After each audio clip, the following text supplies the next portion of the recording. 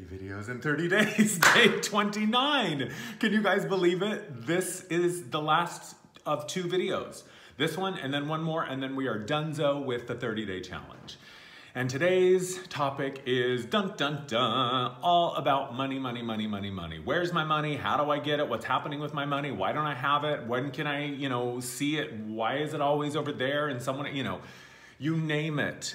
I have gotten questions about it. And, to be perfectly honest, this is another topic that I have sort of avoided talking about because number one, I'm no financial expert. Number two, my own relationship with money has always been a little bit sticky and still continues to be, although I am in the midst of figuring this shit out. So trust and believe that I am reaching the end of my contentious relationship with money, and money is not a frenemy anymore. Money is going to be my ally. But if you Google like spiritual, approaches to money, you're gonna find a million billion approaches and opinions and ideas about money. So what I'm gonna share with you is what I know, what has worked for me, and I just recently started reading this new book. I am not getting kickbacks from this. I am in no way affiliated with the author Barbara Stanny, but Overcoming Under-Earning is mind-blowing. I'm telling you, her approach to helping uncover and sort of unravel and decode our relationship with money is really, really next level. And I have to say that I am blown away. And I'm not even halfway through. I'm like maybe a third of the way through the book.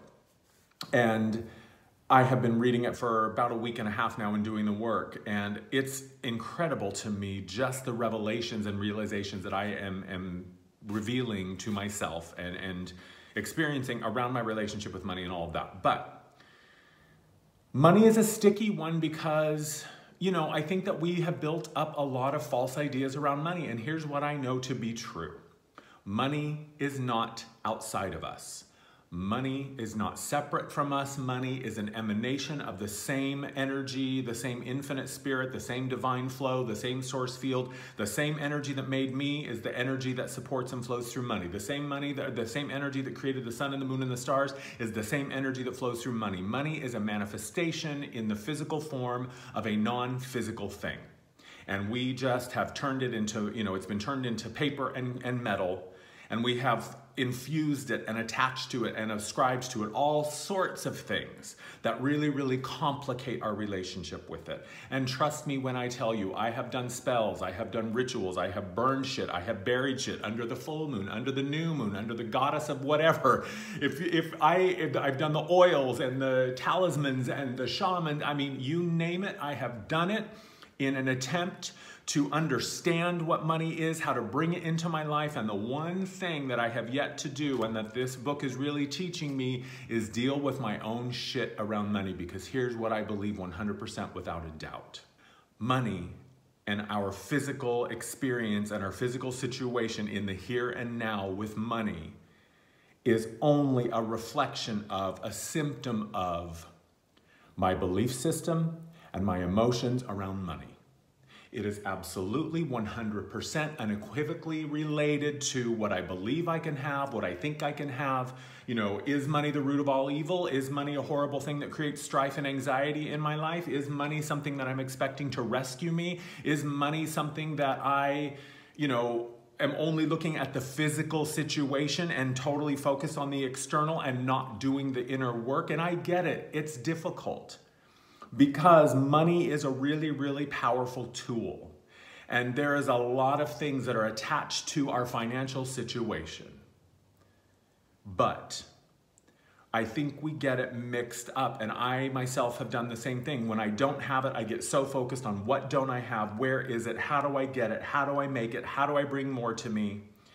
And the focus is often so strong on the physical external experience. And what I know to be true without a doubt is that the internal reality is the primary reality, the external reality is the secondary reality. And if I want to change this, I gotta change this.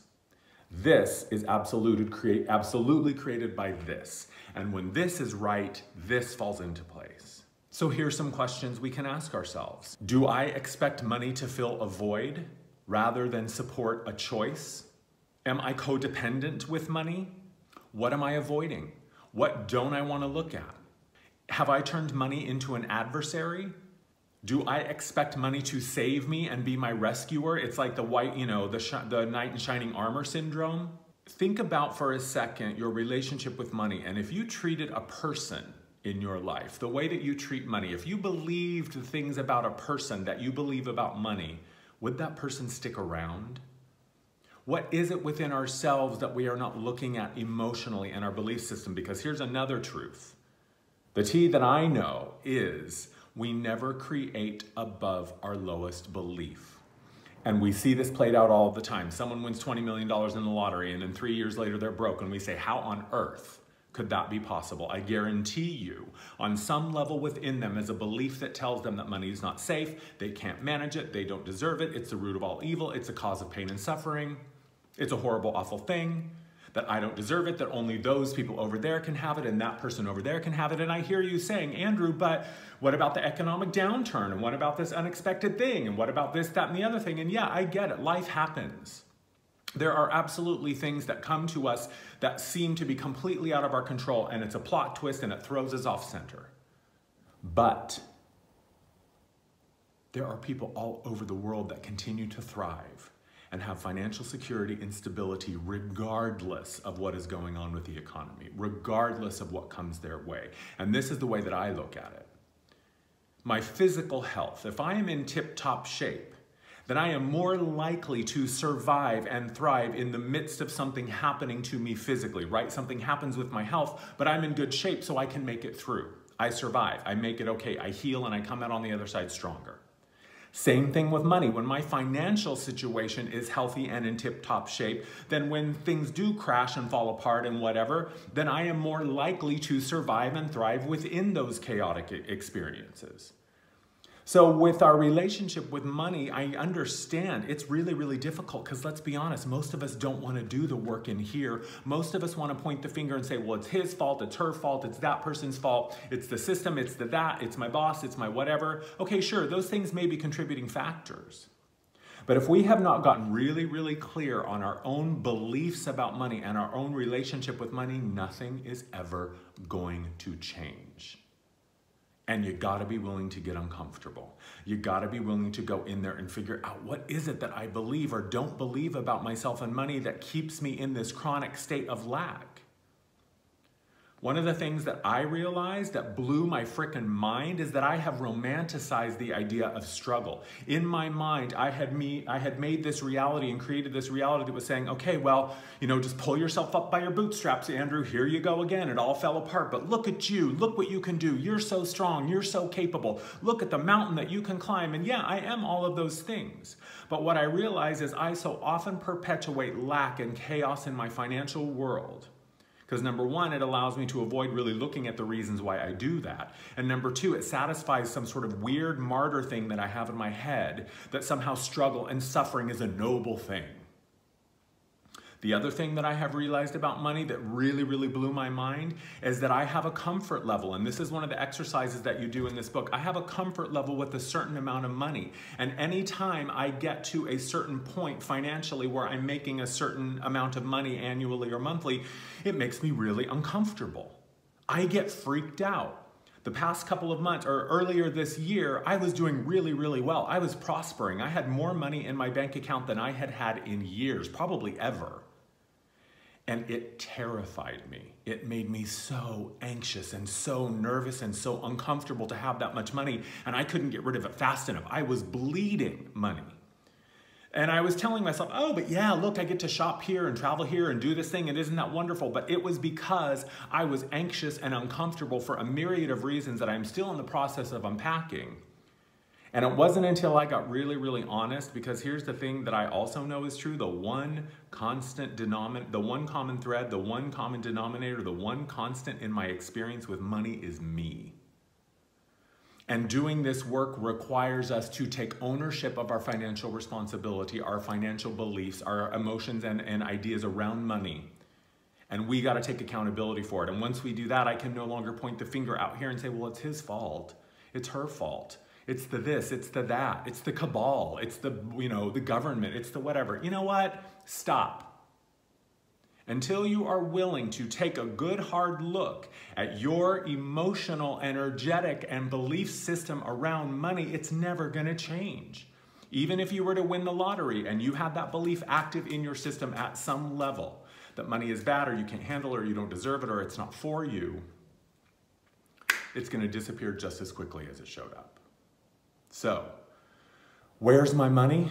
The answer is in here. Why don't I have it? The answer is in here. Why can't I keep it? The answer is in here. And I can't tell you specifically why you don't have it or why it seems to come and go so quickly. That's on you. That's up to you to figure out. And certainly there are people out there that can help you, like this woman, Barbara Stanley, getting in there and starting to do some work around it, trying to make friends with money, seeing it as, not an adversary or an enemy, but something that is a tool that wants to work for you. Money was created to be used. But if all I have is a hammer, then everything is a nail. So money and our relationship with it requires some deep, uncomfortable work. And yes, the external reality is important at some point. Yeah, at some point I do have to sit down and make a budget. I do have to sit down and get my financial orders all sorted out and taken care of, but it all begins in here. And my relationship with it, my emotional connection to it, what I'm trying to make money, right? Am I using money to numb, to soothe, to avoid? Am I expecting money to save me and then I get mad at it when it doesn't? We so often put ourselves in victim mentality when it comes to money. And the only way that that's gonna stop